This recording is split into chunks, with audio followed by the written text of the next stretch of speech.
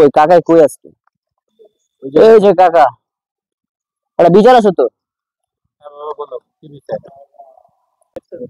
কাকা, আপনার ছেলেকে দেখলাম পোষা ছাগলটা নিয়ে ওইদিকে গেল। তো ও করলো কি, ছাগল ছাগলের মতো ফালা দোকানে যায় বন্ধু বান্ধবের সাথে আড্ডা দিতেছে, আর এইদিকে ছাগল গেছে মসজিদের ভিতরে দেখা। পরে আমি যে মসজিদের ভিতরে দেখা ছাগল তাড়াইলাম, কই চলে গেল ছাগলটা। আচ্ছা বাবা শোনো, আমার ছেলে তো পোষার ছাগলটা নিয়ে গেছে, তোমার তারা নিচ্ছে।